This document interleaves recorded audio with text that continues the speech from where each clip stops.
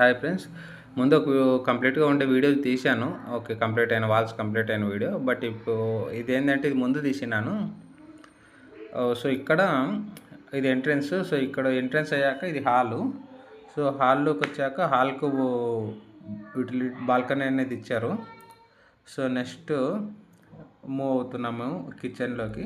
నాకైతే ఈ వాల్స్ ఇలా ఉన్నప్పుడు మంచిగా అనిపిస్తా ఉంది. అంటే చూడడానికి భలే అనిపిస్తా ఉంది. నెక్స్ట్ ఇది నేను కిచెన్ అనుకున్నాను.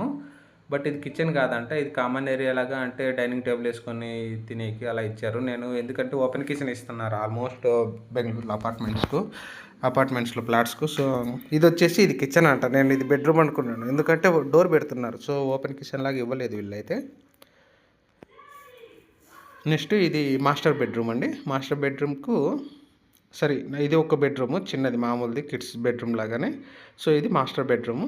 సో మాస్టర్ బెడ్రూమ్లో ఇట్లా అటాచ్డ్ బాత్రూమ్ ఇచ్చారు, లోపల ఇటు సైడ్ ఇచ్చారు.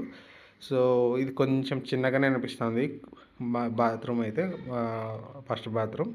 సో ఇది కామన్ బాత్రూమ్ అండి. ఇది మంచిగానే ఉంది, పెద్దగానే సైజు. సో కిడ్స్ బెడ్రూమ్ కూడా మంచి స్పేషియస్గానే వచ్చింది.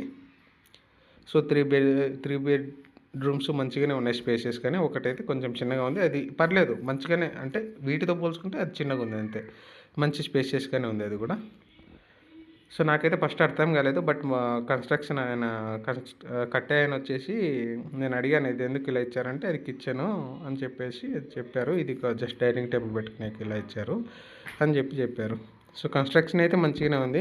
ఎవరికైనా ఫ్లాట్స్ ఇంట్రెస్ట్ ఉంటే కానీ electronic city phase 1 near to Wipro office, near to అంటే 2 కిలోమీటర్స్ ఉందండి, అరౌండ్ 2 కిలోమీటర్స్, మోర్ దెన్ కాదు.